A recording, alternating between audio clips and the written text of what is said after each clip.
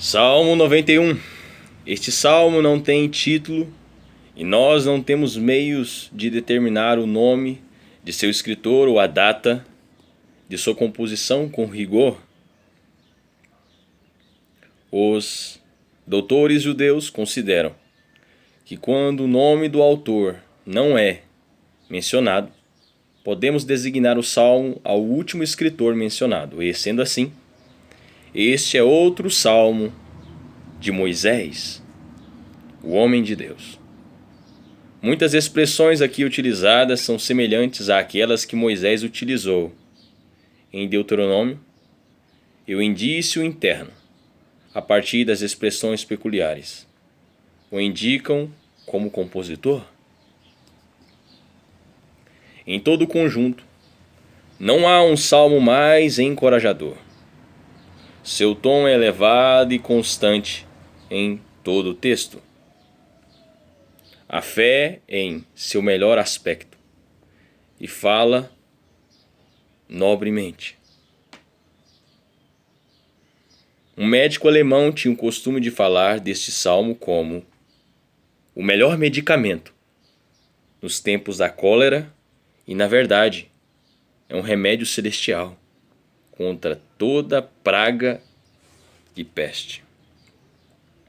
Aquele que consegue viver no espírito deste texto será intrépido, ainda que mais uma vez Londres se torne um leprosário e as sepulturas se encham de carcaças. Charles Haddon Spurgeon. Esta é uma das obras mais excelentes deste gênero que já surgiu. É impossível imaginar algo mais sólido, mais belo, mais profundo ou mais ornamentado. Pudesse o latim ou qualquer língua moderna expressar cuidadosamente todas as belezas e elegâncias, assim como as palavras das sentenças, não seria difícil persuadir o leitor de que não temos poema algum, seja em grego ou latim, comparável a esta ode hebraica. Simon de Muis.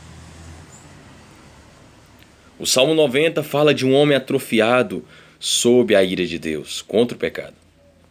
O Salmo 91 fala de um homem que é capaz de esmagar o leão e a víbora sob seus pés. Indubitavelmente o tentador estava certo ao citar este salmo ao Filho de Deus. Mateus 4:6. William Cay. Versículo 1. O que habita no esconderijo do Altíssimo. As bênçãos aqui prometidas não são para todos os cristãos, mas para aqueles que vivem em íntima comunhão com Deus. Todo filho de Deus olha para o santuário interior e para o trono de misericórdia. Contudo, nem todos habitam no lugar santíssimo. Eles correm até lá em momentos específicos e desfrutam de aproximações ocasionais, mas não residem habitualmente na misteriosa presença. Charles Haddon Spurgeon. O quê? Independentemente de quem seja, rico ou pobre, culto ou inculto, patrício ou plebeu, jovem ou velho, pois Deus não faz acepção de pessoas, mas é rico para com todos. Robert Bellarmine. Descansa à sombra do Onipotente. Não há abrigo que possa ser comparado à proteção da sombra do próprio Jeová. O Onipotente está onde a sua sombra está aí. Portanto, aqueles que habitam em seu lugar secreto são protegidos por ele mesmo. Que sombra do dia de calor escaldante. Que refúgio na hora da tempestade mortal. A comunhão com Deus é segurança. Quanto mais nos agarramos ao Pai Todo-Poderoso, mais confiantes seremos. Charles Haddon Spurgeon. Lemos sobre um cervo que perambulava profundamente seguro por ter uma identificação em seu pescoço que dizia: não me toque, pertenço a César. Não me toque, pertenço a César. Logo, os verdadeiros servos de Deus estão sempre seguros, mesmo entre leões, ursos, serpentes, fogo, água, trovões e tempestades, pois todas as criaturas conhecem e reverenciam a sombra de Deus. Robert Bellarmine. Versículo 2: diz ao Senhor, meu refúgio e meu baluarte. Não passa de pobre consolo dizer, o Senhor é um refúgio, mas dizer que Ele é meu refúgio e a essência da consolação. Aqueles que creem deveriam também dizer, diz ao Senhor. Pois tais reconhecimentos ousados honram Deus e levam outros a buscar a mesma confiança. Os homens são capazes de proclamar suas dúvidas e até mesmo de vangloriarem-se delas. Os homens são capazes de proclamar suas dúvidas e até mesmo de vangloriarem-se delas. De fato, hoje em dia, há uma celebração por parte dos mais audaciosos impostores para cultivar e idealizar quem se gloria em lançar suspeitas sobre tudo. Consequentemente, torna-se o dever de todos os cristãos verdadeiros pronunciar-se e testificar com serena coragem a sua própria confiança, bem alicerçada em seu Deus. Charles Haddon Spurgeon. Deus meu, em quem confio. Agora, ele não pode dizer mais nada. Deus meu significa tudo e mais do que tudo, que o coração pode conceber com segurança. Nós confiamos em Deus, permanecemos confiando nele. Ele nunca falhou conosco, porque então deveríamos suspeitar dele. Para a natureza decaída, é natural confiar no homem. Da mesma maneira, confiar em Deus deveria ser natural para a natureza regenerada. Charles Haddon Spurgeon. Versículo 3. Pois ele te livrará do laço do passarinheiro. Não são então as riquezas deste mundo a armadilha do diabo? Infelizmente, encontramos poucos que podem se vangloriar da libertação desse laço.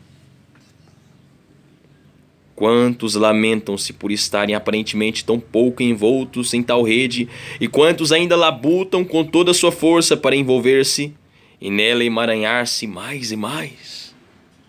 Vocês que a tudo abandonaram e seguiram o Filho do Homem, que não tem onde reclinar a sua cabeça, alegrem-se e digam, ele me livrou do laço do passarinheiro. Bernard. E da peste perniciosa? Aquele que é espírito pode nos proteger dos espíritos maus. Aquele que é misterioso pode nos resgatar dos perigos misteriosos. Aquele que é imortal pode nos redimir da doença mortal. Há a peste mortal do erro, da qual estamos seguros se habitarmos na comunhão com Deus da verdade. Há a peste fatal do pecado, pela qual não seremos infectados se permanecermos com Deus, com o Deus triuno e santo. Há a peste fatal do pecado, pela qual não seremos infectados se permanecermos com o Deus triuno e santo. Há também a peste de enfermidade, e até mesmo dessa calamidade nossa fé ganhará imunidade, se for desta elevada ordem que se abriga em Deus. Caminha em calma serenidade e aventura-se em todas as coisas por amor ao dever. Por amor ao dever. Charles Haddon Spurgeon. Lord Craven vivia em Londres quando essa triste calamidade, a praga, graçava. Sua casa ficava na parte da cidade chamada Craven Buildings. Craven Buildings. I'm sorry, my English is very bad. Tendo a praga se tornado uma epidemia, este Lord decidiu, para evitar o perigo, Ir à propriedade na região rural. Ir à propriedade na região rural. A sua carruagem, com os 6 cavalos, foi colocada adequadamente à porta. Sua bagagem armazenada e tudo aprontado para a jornada. Ao caminhar por seu salão, já com o chapéu sobre a cabeça, sua bengala sob o braço e vestindo suas luvas para subir na carruagem, ele ouviu ao longe seu escravo, que o servia como postilhão, dizer a outro servo: suponho, vendo o meu senhor abrir a mão de Londres para evitar a praga, que o seu Deus vive no campo e não na cidade. O pobre escravo disse isto na simplicidade de seu coração, como que realmente crendo em uma pluralidade de deuses. O discurso, contudo, impressionou Lord Craven muito profundamente e o fez hesitar. Meu Deus, pensou ele, está em todos os lugares e pode me preservar na cidade assim como no campo. Ficarei onde estou. A ignorância daquele escravo acabou de me pregar um sermão muito útil. Senhor, perdoa esta incredulidade e essa falta de confiança em tua providência que me fez pensar em fugir de tua mão. Ele ordenou imediatamente que seus cavalos fossem retirados com a carruagem e a bagagem fosse levada para dentro. E permaneceu em Londres, onde foi notavelmente útil entre os seus vizinhos doentes e nunca foi infectado pela epidemia. Anedotas de Whitcross. Versículo 4. Cobrir-te-á com as tuas penas e, sob suas asas, estarás seguro. Uma maravilhosa expressão. Tivesse sido inventada por um homem sem inspiração, estaria à beira da blasfêmia. Pois quem ousaria aplicar tais palavras ao Jeová infinito? Mas como ele mesmo o autorizou, sim, ele ditou o linguajar. Temos aqui uma condescendência transcendente, de modo que nos leva a admirar e adorar. O Senhor fala das suas penas, como que as comparando às de um pássaro. Quem não verá nisto um amor incomparável, uma doçura divina que deveria tanto atrair e ganhar nossa confiança? Assim como a galinha cobre os seus pintainhos, o Senhor protege as almas que nele habitam. A sua verdade, a sua verdadeira promessa e a sua fidelidade à sua promessa é pavês e escudo. Para apagar dardos inflamados, a verdade é o escudo mais eficaz. E para cegar todas as espadas é uma cota de malha igualmente eficaz. Caminhemos para a batalha, então, selados para a guerra. Estaremos seguros no momento mais denso da luta. Charles Adam Spurgeon. Versículo 5. Nem da seta que voa de dia. Ainda que a aljava de Satanás se esvazie, você permanecerá ileso apesar de suas astúcias e crueldade. Sim, seus dardos serão destruídos para você, como troféus da verdade e do poder do Senhor, o seu Deus. Charles Haddon Spurgeon. Versículo 6. Nem da mortandade que assola ao meio-dia, a inanição pode tomar conta, ou a guerra sangrenta pode devorar. O terremoto pode aniquilar e a tempestade pode castigar. Mas em meio a tudo isto, o homem que busca o trono de misericórdia e é abrigado sob as asas que o cobrem, habitará em perfeita paz. Lembre-se de que a voz que disse, não te assustarás, é a voz, é do próprio Deus. Lembre-se de que a voz que disse, não te assustarás, é do próprio Deus, que por isso empenha sua palavra para a segurança daqueles que habitam sob a sua sombra. Não somente para a segurança deles, mas para a sua serenidade. Tão distantes estarão de serem feridos, a ponto de que nem mesmo temerão os males que os cercam, uma vez que o Senhor os protege. Charles Haddon Spurgeon. Versículo 7. Tu não serás atingido. Como é verdadeira esta praga de mal moral, de heresia e de apostasia. Nações inteiras são infectadas, contudo o homem que tem comunhão com Deus não é afetado pelo contágio, ele sustenta a verdade quando a falsidade é o padrão. Professos da religião ao seu redor são assolados pela praga. A igreja é consumida, a própria vida da religião decai. Mas no mesmo lugar e momento, em comunhão com Deus, o cristão renova a sua juventude e a sua alma não tem conhecimento de doença alguma.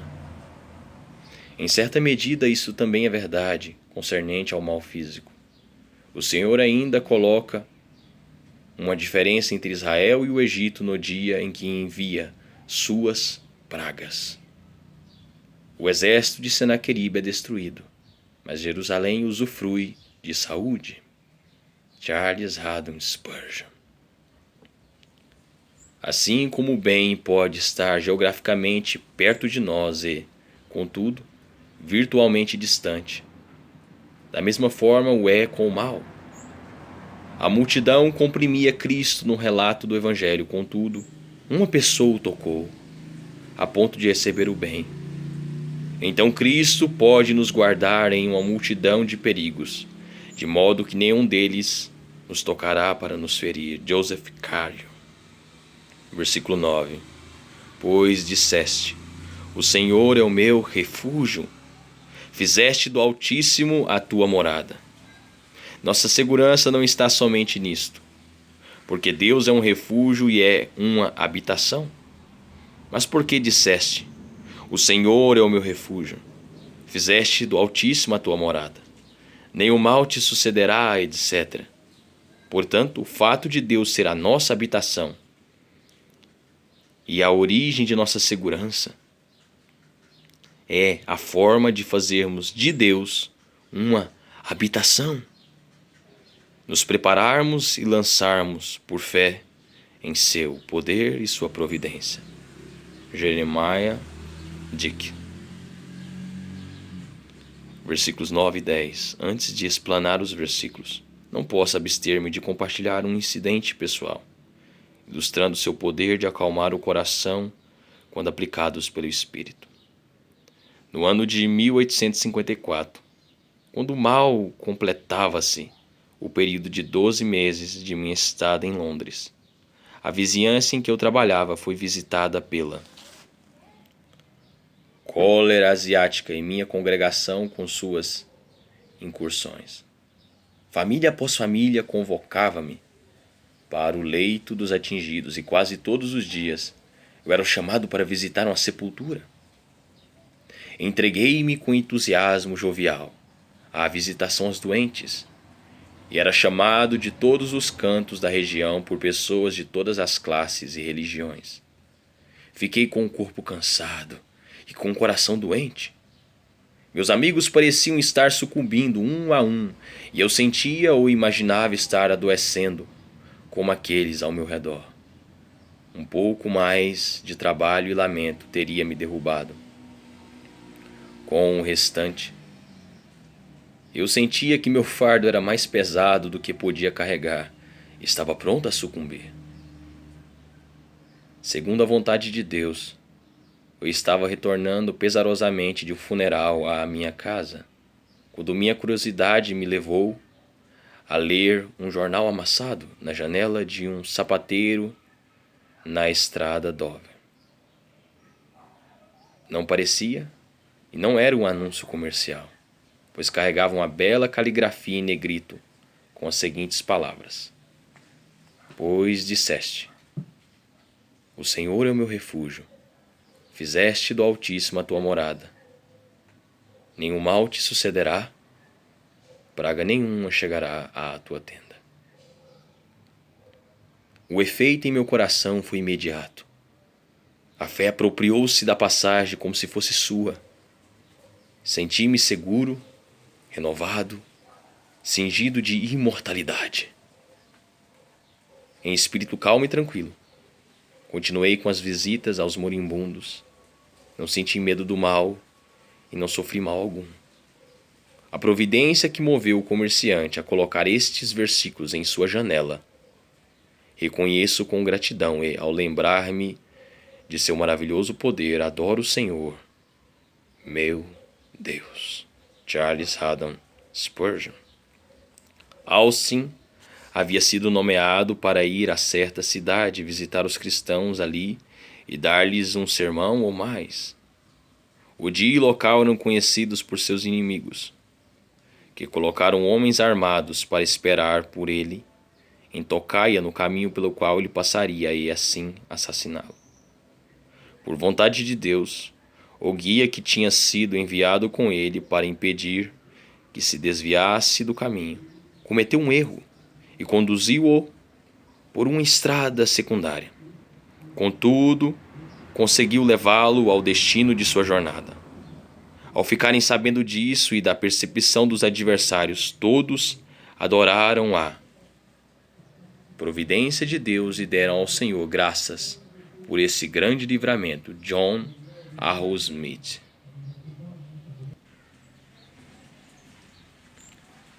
Versículos 9 e 14. A dependência de Cristo não é a causa de sermos escolhidos por Ele, mas é a qualificação da pessoa que será escolhida. Ralph Robson. Versículo 10. O pecado que suscitou fogo no inferno está suscitando fogos na terra continuamente. E quando irrompem, todos se perguntam: como aconteceram? Amós responde: sucederá algum mal à cidade sem que o Senhor o tenha feito? E quando ocorre a desolação por meio de fogo, Isaías declara que o Senhor nos consome por causa das nossas iniquidades.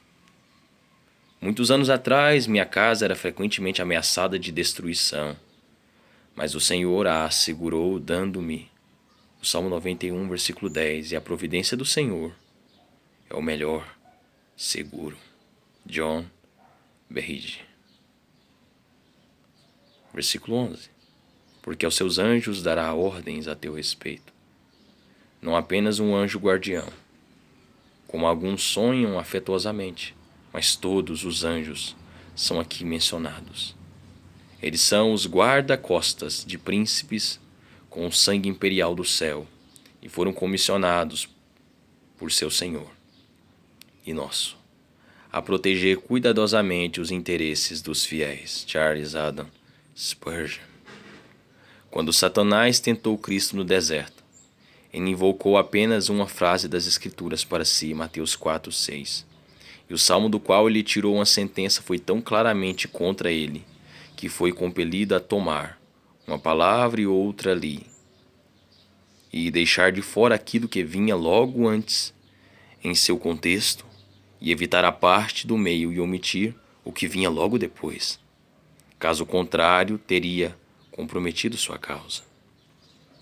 As Escrituras são tão santas, puras e verdadeiras, que nenhuma de suas palavras ou sílabas podem ser utilizadas pelo diabo, por pecadores ou por hereges.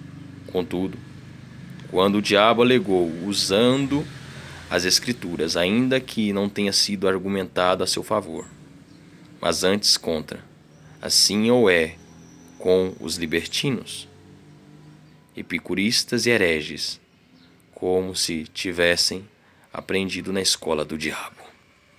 Henry Smith.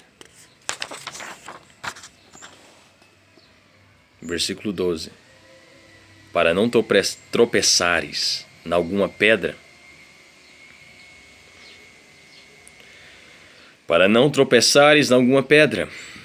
e estes anjos, vendo que somos tão preciosos para Deus, de modo que por amor a nós ele não tenha poupado seu próprio filho, tomam essa responsabilidade com todo o coração sobre eles e nada omitem de seu dever, desde nosso nascimento até o fim de nossa vida. Henry Lawrence, em um tratado de nossa comunhão e guerra com os anjos. Versículo 13. Calcarás aos pés o leãozinho e a serpente. Para homens que habitam em Deus, as forças mais cruéis se tornam inócuas. Eles se vestem de uma vida encantada e derrotam os males mais mortais. Seus pés entram em contato com os piores inimigos. O próprio Satanás pôde mordiscar seus calcanhares. Mas em Cristo Jesus eles têm a esperança garantida de que em breve ferirão Satanás sob seus pés. O povo de Deus é o real Jorge e o dragão. Eles são os verdadeiros reis, leão e domadores de serpentes. O domínio deles sobre os poderes das trevas os faz clamar: Senhor. Os próprios demônios se nos submetem pela tua palavra. Versículo 14. Porque a mim se apegou com amor, eu o livrarei. Quando o coração está encantado com o Senhor, todo tomado por Ele, intensamente ligado a Ele, o Senhor reconhecerá a sagrada chama e preservará o homem que a carrega em seu peito. Charles Haddon Spurgeon. Ele não diz, porque ele não tem pecado, porque ele tem guardado perfeitamente meus preceitos, porque ele tem mérito e é digno de ser liberto e guardado, mas produz essas qualidades que são encontradas no fraco, no imperfeito e ainda expostas ao pecado na carne, ou seja, aceitação, conhecimento de seu nome e oração, músculos. Versículo 15. Ele me invocará e eu lhe responderei. Os santos são primeiro chamados por Deus e então eles clamam a Deus, e tais clamores sempre obtêm respostas. É melhor para mim, ó Senhor, ser atribulado, enquanto somente tu estiveres comigo, do que reinar sem ti, banquetear sem ti, ser honrado sem ti. É bom antes ser abraçado por ti na provação, ter-te na fornalha comigo, do que estar sem ti mesmo no céu. Pois o que tenho eu no céu e sem ti, o que posso desejar na terra? A fornalha prova o ouro, e a tentação da dificuldade, o homem justo. Bernard. Livrá-lo-ei, eu glorificarei. Os cristãos não são libertos ou preservados de uma forma que os diminui e os faz sentir-se ultrajados. Longe disso. A salvação do Senhor concede honra àqueles a quem liberta. Deus nos dá primeiro a graça conquistadora e então nos recompensa por ela. Charles Haddon Spurgeon. Versículo 16. Saciá-lo-ei com longevidade.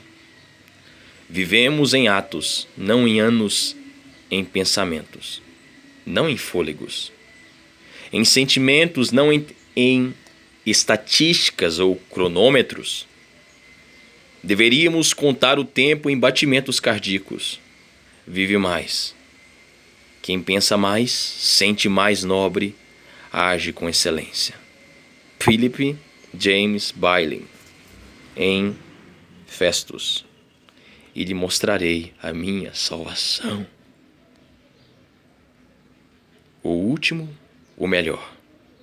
O auge máximo de bênção, incluindo e concluindo tudo. Tudo que Deus faz é perfeitamente realizado. Até aqui, o seu servo teve vislumbres da grande salvação. O Espírito a revelou passo a passo, conforme este servo era capaz de suportar. A palavra o ensinou e ele se alegrou em sua luz. Mas tudo foi visto em parte e conhecido em parte. No entanto, quando Deus tiver satisfeito o seu servo com a duração dos dias e o tempo para ele se findar, então começará a eternidade. Ele lhe mostrará sua salvação. Tudo ficará claro.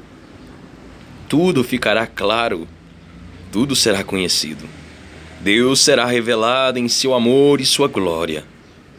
E nós conheceremos todas as coisas, como agora somos conhecidos. Mary B. M. Duncan.